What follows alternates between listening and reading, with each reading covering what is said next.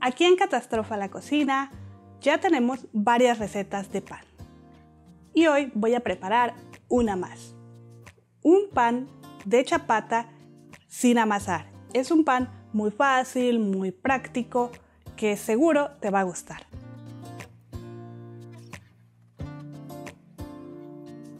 Al final del video les estaré comentando algunas cosas, algunas pruebas que hice antes de prepararlo. Pero bueno, soy Rosy, hoy es un día lluvioso y eso me encanta. Vamos a la receta.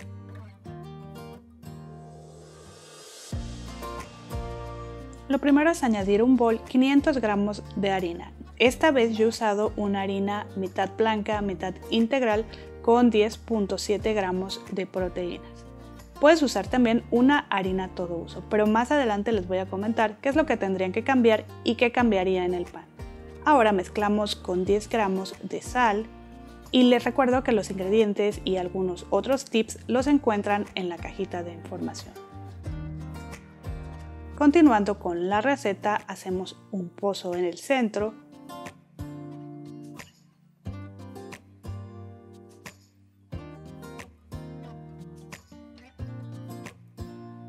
Y en otro bol voy a mezclar 2 gramos de levadura seca de panadería con 100 mililitros aproximadamente de los 420 mililitros de agua que voy a usar para preparar este pan. Aquí el agua debe de estar al tiempo, entre unos 27 a 28 grados centígrados. No debe de estar ni fría ni caliente. Mezclamos y es importante que te asegures de que tu levadura no esté tan viejita y que funcione correctamente, ya que esta vez no vamos a activarla, sino que la vamos a vaciar directamente al pozo que formamos.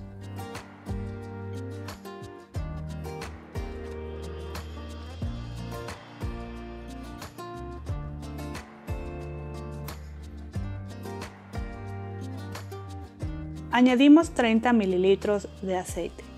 Yo usé aceite de oliva. Y comenzamos a mezclar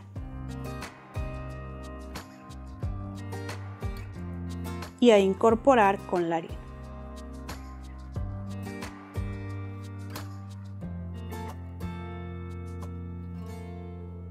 Agregamos ahora el resto del agua, que vamos a ir integrando poco a poco a la harina, porque si ponemos todo el agua de golpe entonces va a ser mucho más difícil de integrar por la alta hidratación que se requiere para esta masa. Entonces debemos dejar que la harina vaya absorbiendo el agua. Y aquí no es necesario que vayas mezclando con tu mano. Todo lo vamos a ir haciendo con nuestra palita o con nuestra espátula, lo que tengamos en casa. Porque si metes las manos en este momento, vas a quizá desesperarte porque la masa se va a sentir bastante aguadita.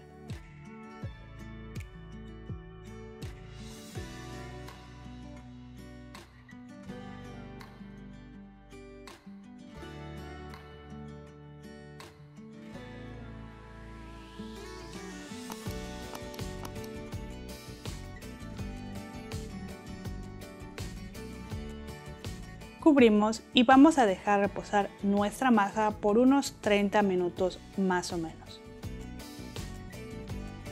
Pasando este tiempo, vamos a destapar, nos mojamos las manos para que no se nos pegue la masa y haremos 4 pliegues, uno por cada lado, estirando la masa y doblando por encima como se muestra en el video.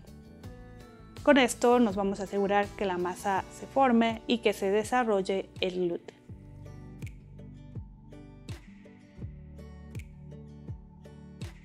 Cubrimos nuevamente y vamos a dejar reposar por otros 30 minutos más. Y repetimos exactamente el mismo proceso. Hacemos 4 pliegues, uno por cada lado, y aquí les mostré solo 2, pero en realidad hice 4. Y esto fue solamente para no alargar más el video. Engrasamos un bol grande, puede ser algún otro recipiente, algún topper que tengas, donde vamos a dejar nuestra masa. Es importante que lo engrasemos muy bien para que no tengamos tanto problema al sacar la masa. Esta receta está perfecta si quieres por la noche hacer la masa y al otro día formar el pan por la mañana para tener pan fresco para el desayuno. Cubrimos y esta vez yo voy a usar papel film porque vamos a llevar al refrigerador. Puedes utilizar cualquier otro recipiente con tapa, pero asegúrate de que esté grande porque la masa va a crecer. Y ahora sí vamos a llevar al refrigerador de 8 a 12 horas. Si vas a dejar la masa a 12 horas, puedes reducir la cantidad de levadura a 1 gramo. Y bueno, en mi caso, al otro día por la mañana ya pasaron unas 9 horas, así que vamos a sacar nuestra masa. Y vamos a espolvorear bastante harina en una superficie limpia y seca, en donde vamos a colocar nuestra masa. Le damos la vuelta y es por ello que ponemos el aceite, pues si no costará mucho trabajo sacarla. Si quieres también puedes ayudarte con una palita o una espátula, pero debe salir completa la masa. Ahora con nuestras manos vamos formando un rectángulo con cuidado, tratando de no tocar tanto la masa, pues no queremos destruir las burbujas que se formaron. Doblamos con cuidado, removiendo el exceso de harina.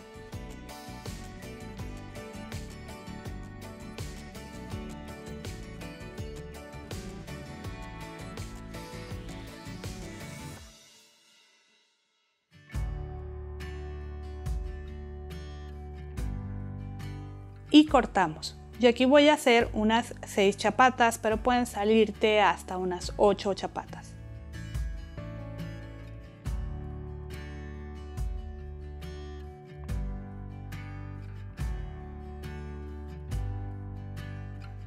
Tomamos una porción con cuidado y vamos colocando en el papel para hornear, dándoles la vuelta para que la parte de abajo quede arriba, tal como se muestra en el video. También debes hacer unos dobleces en el papel que debe de estar enharinado de preferencia. Yo no lo enhariné, lo olvidé y por eso se me estaba pegando un poquitito la masa. Es por eso que te recomiendo que sí enharines tu papel para hornear. Y bueno, aquí a los lados te recomiendo que pongas algo para que sostenga, algún rodillo, algún rollo de papel de hornear, lo que tengas. Pero esto debes de hacerlo para que crezcan hacia arriba y no hacia los lados. Ahora las cubrimos y las vamos a dejar reposar por 1 a 2 horas, dependiendo de si hace calor o frío donde tú estás. Pero sí debemos dejarlas descansar ya que la masa estuvo en el refrigerador. Las mías tardaron en subir 1 hora y media a 25-26 grados centígrados. Y no olvides precalentar tu horno a 250 grados centígrados. Si es eléctrico, activa la función solo de abajo. Y bueno, aquí las chapatas ya están listas, así que las vamos a separar para llevarlas al horno, que como les comenté ya en estos momentos debe de estar a 250 grados centígrados. Vaciamos una taza de agua en una bandeja de hornear y esto lo hacemos para generar el vapor, se cree una corteza crujiente en nuestro pan y además se horneen o se cocinen mucho mejor nuestros panes. Los vamos a colocar dentro en la parte más baja del horno. Si tu horno tiene la función de calor arriba y abajo, actívala después de 10 minutos.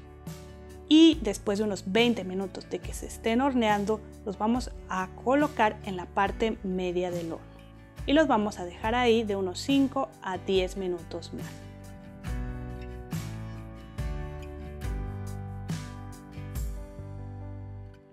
Mis panes estuvieron listos en 30 minutos.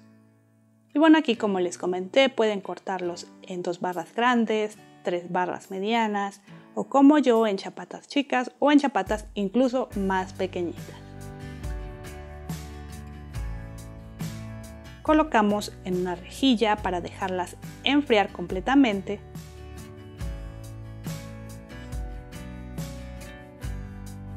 Y ya que están fríos, vamos a cortar en forma de sándwich o en rebanadas para acompañar nuestras comidas.